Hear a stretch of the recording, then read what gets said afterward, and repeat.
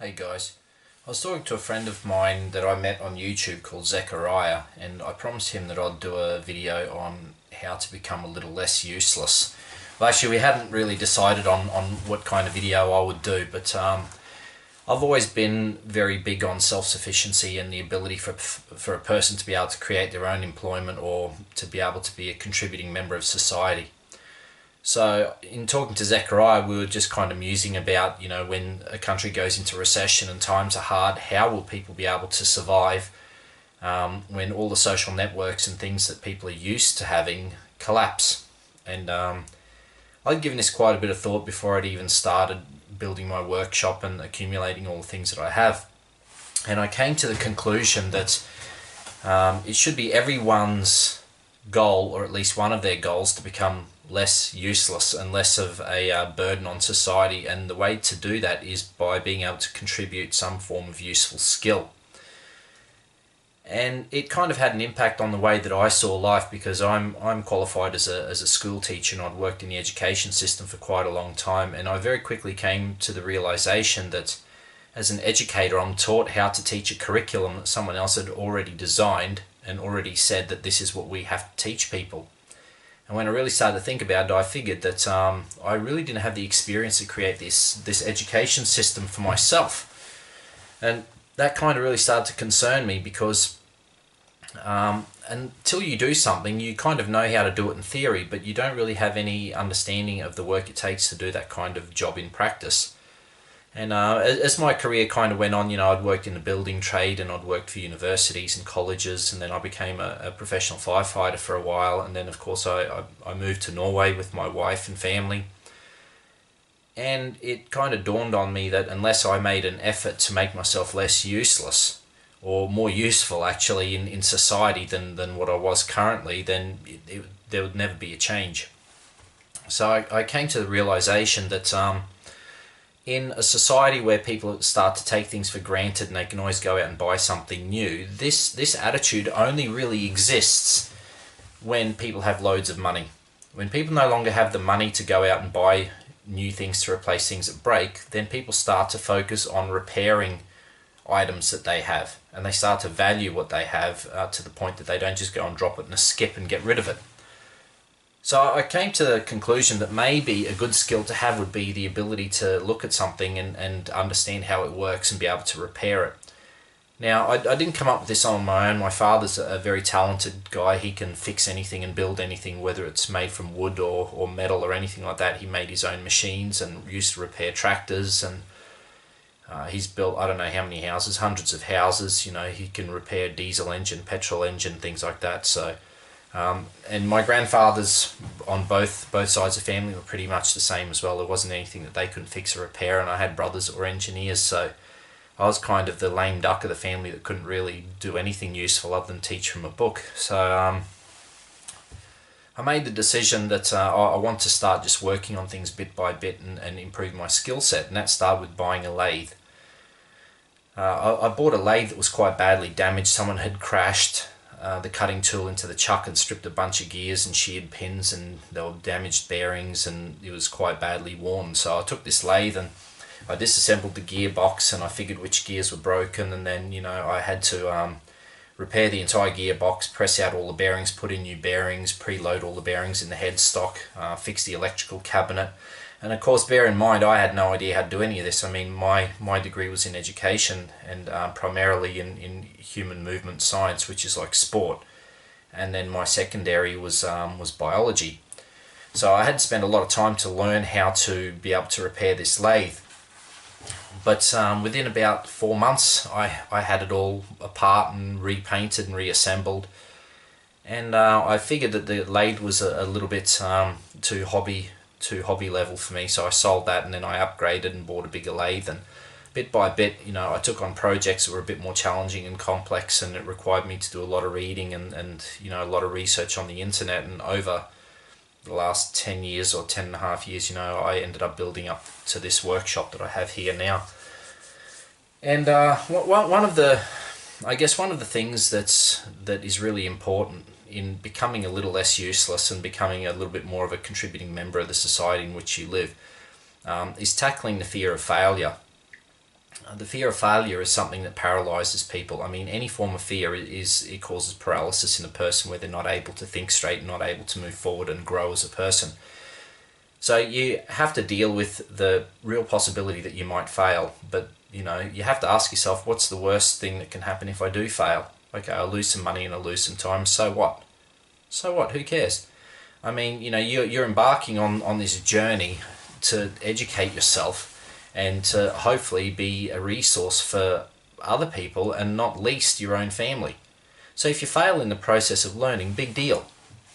It really doesn't matter in the grand scheme of things. You can pick up where you left off. You could, it might cost you a little bit of money, a little bit of time, but that's it. So, there's all different ways that you can be a little less useless. I mean, you can go out and you can do first aid and learn a bit about medicine, agriculture, all these kind of things. When people ask me and say, why did you do this? Why did I embark on machining and repairing things and kind of home shop engineering? When I really boil it down, I think it came down to that I looked at society and I looked at cultures that have managed to survive and make it. And each one of these cultures had to master certain skills. Mechanization, automation, agriculture, all of these key things, medicine, they're the things that lift a civilization from being mud hut dwellers to actually having a civilization, that can grow and not just survive, but be successful. So I kind of listed down a bunch of skills and competencies that I thought would be useful in me being a contributing member of society, and I picked the one that I figured I was most suited for and which I enjoyed the most. And it's important to select something you enjoy. I remember hearing a story when NASA was trying to send a rocket up and they were trying to break into the top levels of the atmosphere. They were just having a really hard time of it. The rockets were losing control and crashing and everything. So they went out to I think it was Atacama Desert or one of the deserts in the US somewhere. And they went to a hobby rocket club. And they spoke to the guys there and said, hey, can you guys help us? Because these guys, even though it was their hobby, they lived, ate and breathed rockets and aeronautic engineering. So these guys, the guys at NASA might do this work for 8 hours or 9 hours a day, but these guys, before they go to work in the morning, they're reading and researching while they're doing their day job. That's all they're thinking about. When they knock off at work at 5 o'clock, they're doing this till midnight.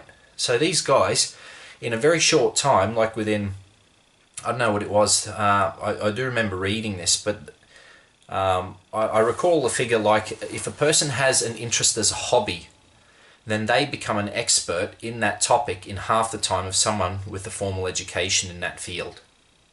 And to me that makes sense. I've seen people pick up hobbies like like machining, art, all of that kind of thing, engineering, programming, all different kinds of hobbies, and it's true. A person that takes a natural interest in these kind of things becomes an expert very, very quickly.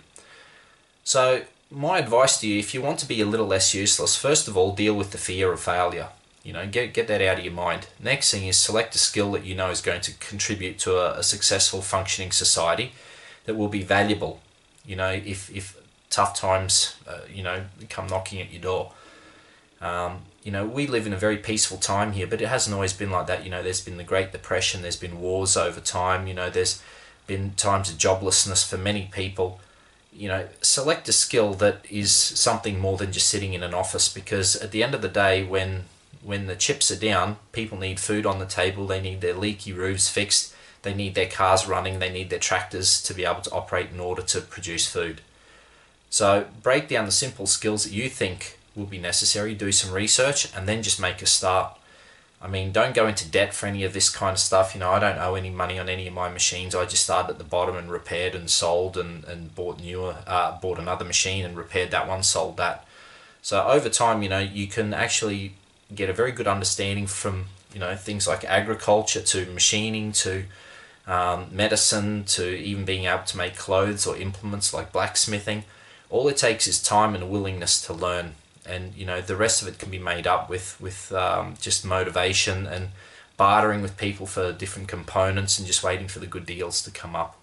But anyway, Zechariah, I hope you liked this video.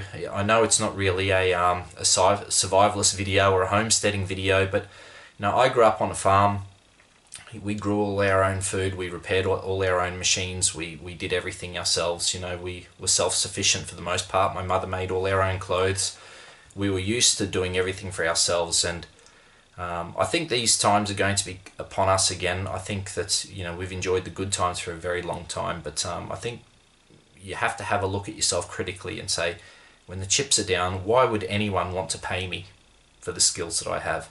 Are the skills I have really that critical that someone would be willing to pay me for them? And I think for most people, when you really start to reflect on your skill set, we have to be brutally honest, like I was when I looked at myself as a school teacher, and I thought, no, no. Why would anyone pay me to teach their kids something that someone has already decided should be the curriculum? You know, I wasn't even teaching anything that was, you know, really useful in the long term. The most important thing that I ever taught my kids was to be free thinkers and question everything. Question everything, you know, find the facts for yourself, you know, learn how to identify propaganda, learn how to study, learn how to master skills quickly. And this is what I taught my kids. The focus wasn't on the subject matter. Focus was actually on how to be a fast thinker and how to learn things quickly and how to disseminate truth. And, you know, that's a valuable skill, but I don't know if there'd be a lot of people that'd actually be willing to pay so much for that these days. But anyway, I hope you guys liked the video. Post your comments down, you know, in the comments section. And yeah, there'll be some more videos coming shortly. Alright guys, thanks for watching.